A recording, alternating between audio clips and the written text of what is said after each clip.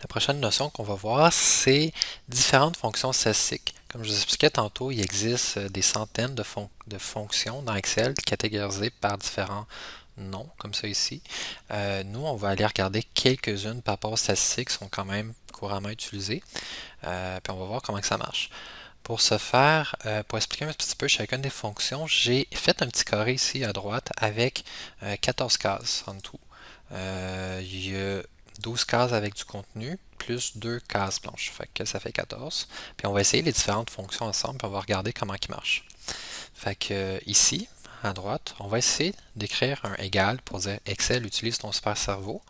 Et on va écrire le nom de la fonction somme. On ouvre la parenthèse et on va passer. Fait qu'en tenant enfoncé, on va sélectionner la plage qui représente cette section-là. Je ferme ma parenthèse, je fais entrer. Ça me donne la somme de tous les nombres. Là, pourquoi ça donne un gros nombre? Bien, souvenez-vous qu'une date, en réalité, c'est stocké comme un chiffre. Fait que si je m'en vais dans l'accueil puis change date pour format standard, on se souvient que ça donne un chiffre. Fait que là, je vais faire un CTRL Z. C'est ça qu'on voit ce beau nombre-là. Je vais aller ici. Cependant, qu'est-ce qui est intéressant d'en remarquer avec la fonction somme, c'est que tout ce qui est des lettres, toutes les cellules contenant des lettres comme chat, aucun chien, ils n'ont pas été considérés dans la somme. Fait que la somme il est assez intelligent pour ignorer les cellules contenant du texte. Si on n'utilise pas ça, mais par exemple, je fais comme ça ici. Je fais égal lui, plus lui, plus lui, plus lui. Puis mettons, j'arrête là, juste pour vous montrer. Ça fait une erreur. Pourquoi? Parce que des chiffres plus texte, ça n'existe pas encore dans la vraie vie. Donc, la somme, il est assez intelligent. Il enlève du calcul les cellules qui voient que c'est du texte. La moyenne, ben, ça a l'air un peu particulier, mais c'est la moyenne de tous les nombres dans la plage. Fait que gros spoiler de mathématiques. Fait que si j'écris moyenne et je m'en vais aller sélectionner ça ici, ben ça va me faire la moyenne de tous les nombres. Puis là, ça donne un gros chiffre, à cause souvenez-vous que lui c'est 43 000. Fait que 43 000 avec des petits chiffres, c'est normal, ça donne à peu près ce nombre-là ici. Bon. Minimum, qu'est-ce que c'est? Mais ça va donner le minimum entre toutes les différentes valeurs, les différents arguments qui vont avoir été passés. Fait que, par exemple, si je dis c'est quoi le min de tout ça, okay? Fait que je passe juste un argument que c'est la plage, il va me dire c'est moins 5 à cause de lui ici. Min, je peux y passer autant, vous voyez la signature de la fonction. Il prend un argument, point virgule, il peut en prendre d'autres, mais c'est optionnel, parce que c'est marqué entre crochets, fait que ça veut dire que c'est optionnel. Je peux mettre point virgule, puis je peux y donner quelque chose d'autre. Fait que par exemple, je pourrais dire moins 200. Fait que qu'est-ce qui est le plus petit entre moins 5 puis moins 200 que j'ai hardcodé ici? Ben, ça va être le moins 200, parce que moins 200, c'est plus petit que le moins 5. Versus, donc je pourrais faire ça, je pourrais même donner deux plages. Fait que je pourrais par exemple aller donner une autre plage à côté ici. Fait que là, il va m'afficher le nombre le plus petit entre les deux plages. Fait que si je m'en vais ici, puis j'écris moins 10, ben là c'est moins 10 qui est plus petit parmi les deux plages. Donc ça c'est un résumé de la fonction min. Fonction max, ben c'est la même chose, mais l'inverse. Donc, oups, j'ai oublié de mettre le symbole égal, max ici. Ça va me donner le plus gros chiffre qui est la date. Moyenne deux fois, c'est drôle, mais non, on ne va pas faire la moyenne une autre fois, ça vous l'avez déjà compris. Les deux derniers sont intéressants, nombre puis nombre val. Nombre, c'est pour savoir le nombre de cellules qui contient des chiffres. Alors que nombre val, c'est savoir le nombre de cellules qui contient quelque chose, peu importe que ce soit des chiffres ou du texte, mais qui n'est pas vide. Fait que si on regarde ici ensemble, combien vous voyez de cellules qui contient, on prend le nombre ici, qui contient des chiffres. Il y a lui, il y a lui, il y a lui, fait qu'on est rendu à 3, 4, 5, 6, 7, 8. On va l'essayer, on va marquer nombre. Puis là, lui, il a besoin d'une plage, fait qu'on va lui donner, exemple, cette plage-là. Et c'est pas 8, c'est 9. Pourquoi? Est-ce qu'on en a oublié d'en compter un? Oui, la date. La date, c'est stocké comme un chiffre en arrière. C'est pour ça que ça donnait 9. Nombre val, c'est le nombre de cellules non blanches. Fait que tantôt, je vous disais que c'était du 7 par 2. Fait que j'en ai 14. Mais combien que j'ai de cellules blanches? J'ai lui, puis j'ai lui. Fait que 14 moins 2, ça donne 12. Fait qu'on va faire le nombre val de ça ici pour voir. Ça donne 12. Yeah! Bon. Fait qu'ici, je vais juste vérifier que je n'ai pas oublié quelque chose. C'est rare qu'on va utiliser la somme en mettant des nombres hardcodés. Plus souvent, on fait plus comme ça ici. On va donner des références vers des cellules ou des plages. Mais je voulais quand même vous montrer un peu l'exemple avec la gradation.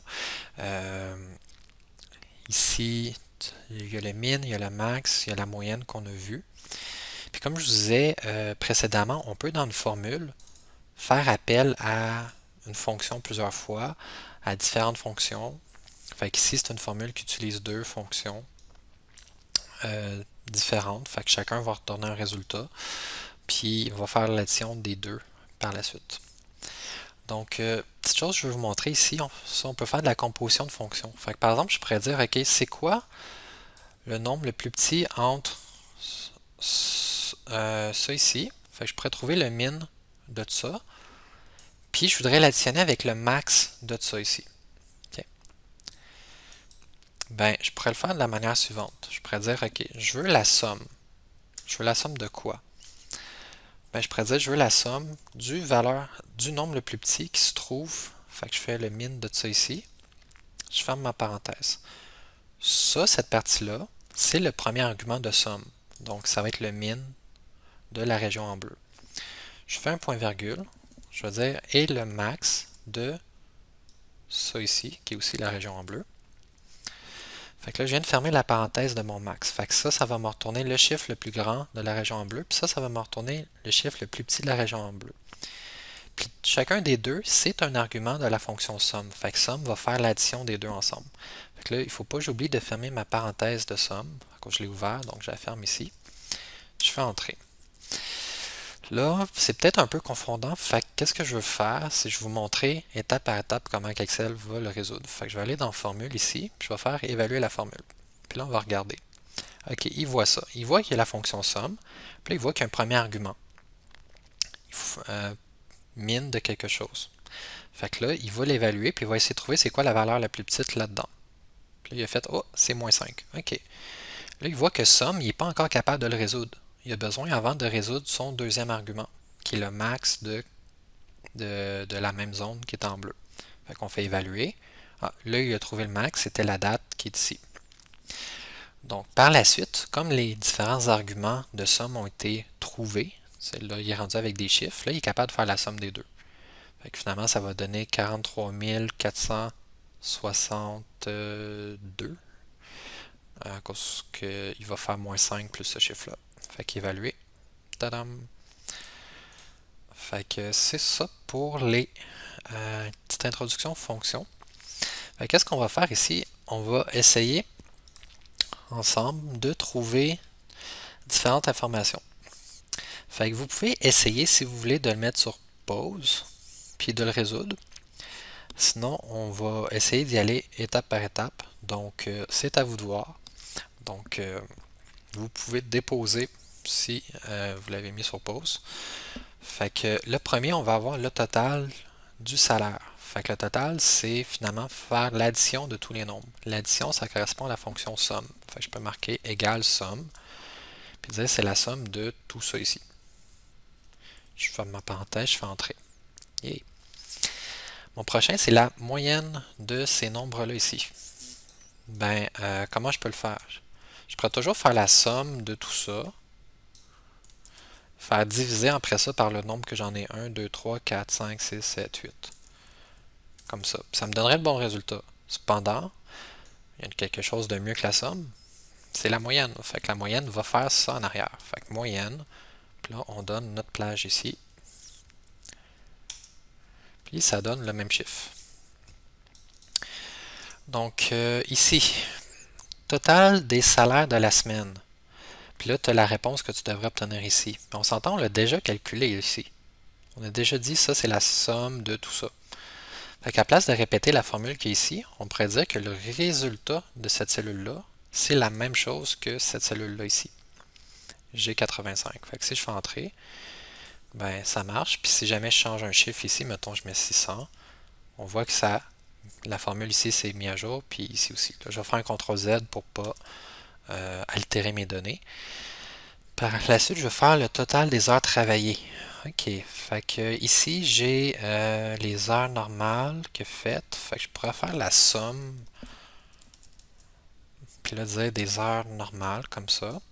Je ferme ma parenthèse, je fais entrer. Oh, OK. Le chiffre n'est pas pareil. Pourquoi? Il manque-tu quelque chose? Oui, j'ai les heures supplémentaires. C'est aussi des heures qui ont été travaillées. Fait que j'ai oublié d'additionner ces chiffres-là avec ces chiffres-là. Ce que je vais faire, je vais cliquer sur ma formule. Je vais aller dans la barre ici. La formule, je vais cliquer tout de suite après mon D84. Je vais rajouter un point-virgule pour dire qu'il va y avoir un deuxième argument. Puis là, je vais aller sélectionner ma plage que je veux également qui inclut pour faire la somme. Fait que somme, ici, il prend deux arguments, la plage en bleu plus la plage en rouge. Je fais entrer. Là, ça me donne le bon résultat. La moyenne du taux horaire. Je peux utiliser la moyenne, puis aller sélectionner mon taux horaire ici. Le taux horaire le plus élevé. Bon, ben c'est encore ici les taux horaires. Fait que si je veux avoir le plus élevé, ce serait la fonction max. Fait que je pourrais dire max de ça. Et le contraire, la fonction le plus bas, je pourrais dire c'est le min de ça. OK. Ici, ça commence à être intéressant. Le nombre d'employés ayant fait des heures supplémentaires. Comment je fais pour savoir qu'un employé a fait des heures supplémentaires en regardant ce tableau-là? Bon, ben, je présume que lui, il en a fait à cause qu'il y a un chiffre. Lui, il en a fait, il y a un chiffre. Puis ici, il n'y a pas de chiffre. OK, fait que je sais, si je regarde mon tableau, je vois qu'il y en a 1, 2, 3, 4 qui en ont fait. Fait que quelle logique j'ai fait? Mais j'ai regardé ici, puis je me suis dit, combien de cellules ont des chiffres? Ou combien de cellules n'est pas vide? Fait que je pourrais faire un nombre val. Fait que je pourrais vérifier combien de cellules sont pas vides, puis aller chercher ça ici. Je ferme ma parenthèse, je fais entrer. Ça me donne 4. J'aurais pu également utiliser nombre à place pour dire combien de cellules, c'est des chiffres à l'intérieur. Ça me donne le même résultat dans ce cas-ci. Le suivant, le nombre d'employés ayant fait des subalternes. Fait que des subalternes, c'est quoi? Ça ressemble à être ça. Donc j'ai 5, 3, j'ai aucun, 8, aucun, 6, 3. Fait que d'après moi, il y en a 5 qui en ont fait des subalternes. Mais les aucun, c'est quand ils n'en ont pas fait.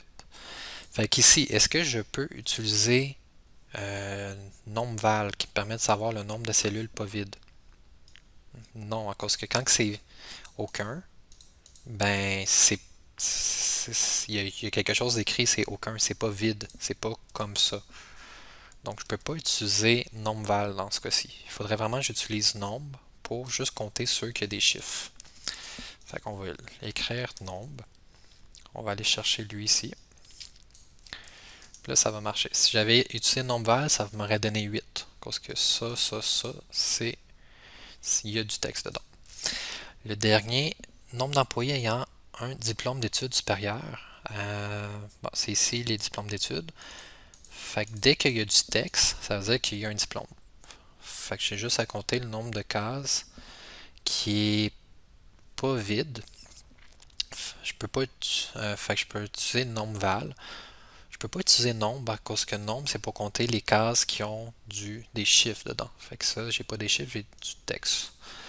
Fait que je peux utiliser nombre val pour compte-moi le nombre de cellules. C'est carrément compter le nombre de cellules qui a quelque chose dedans. Je fais entrer et c'est fini. Donc les bêtes noires, souvent avec ces fonctions-là, c'est nombre val, parce que souvent les gens oublient la, la signification de chacun des deux. Et juste pour oublier qu'on peut faire parfois de la composition de fonctions, puis que plusieurs des fonctions comme somme, min, max, etc., on peut mettre des points-virgules, puis rajouter une deuxième plage, une troisième plage. une référence vers une autre cellule, etc. Puis lui, chacune de ces fonctions-là va regarder l'ensemble des cellules pour prendre une décision puis retourner le bon chiffre. Fait que c'est tout pour cette notion-ci. Fait que vous pouvez passer à la suivante.